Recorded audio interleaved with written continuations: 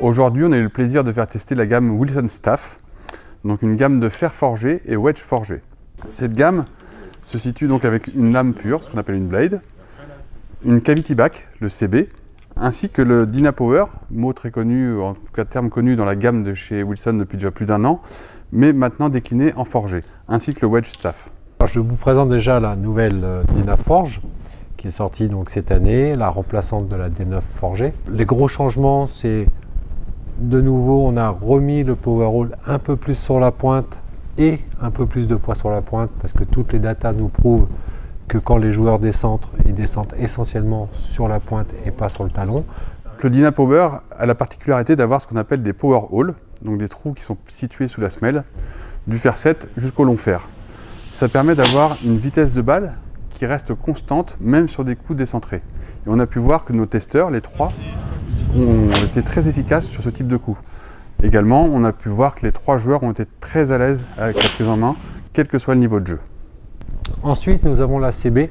Le gros changement, c'est beaucoup plus de tolérance sur la pointe, donc un peu plus de masse. Une semelle un tout petit peu plus large. Ce qui a été très surprenant, c'est que même avec un niveau de jeu moyen ou un index modéré, on va dire, on a pu voir des trajectoires qui restaient assez hautes, avec des lofts qui sont aussi un peu plus ouverts sur ces clubs dits traditionnels par rapport aux modernes, et un club très efficace. Il a beaucoup plu en termes de toucher. Et pour finir, la Blade, c'est une tête pleine, 100% forgée, comme la CB, avec évidemment toujours le même système que le Dynapower, avec un petit peu plus de masse en pointe, et par contre, un rebond qui est un petit peu plus fin que la CB. Enfin, le Staff Model Blade, où là on a un toucher qui est très pur, un club qui n'a pas très peu de répartition de masse, a été assez surprenant. Pour les index élevés, on a vu des gens qui ont été un peu impressionnés par la top line. Donc la top line, c'est la vue du haut du club. Un club assez fin, il est fait pour des bons joueurs.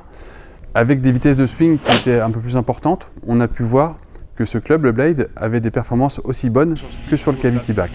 Et le nouveau wedge Staff Model ZM, donc la différence par rapport à l'année dernière est très simple.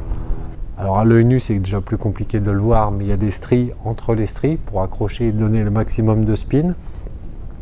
Également dans le choix des rebonds, on a maintenant un seul modèle, donc le ZM, où on peut choisir son rebond. Enfin, sur le wedge forgé, et peu de têtes aujourd'hui sont forgées sur le marché, le toucher a été très apprécié par nos joueurs. Ils ont beaucoup aimé le toucher, ça a été une bonne surprise, notamment aussi quand on leur a parlé du tarif, car on a un rapport qualité-prix sur ce club qui est vraiment impressionnant. Pour conclure, je dirais que cette gamme forgée, qui vient en complément de la gamme Dynapower moulée, permet de toucher vraiment un spectre assez large de joueurs.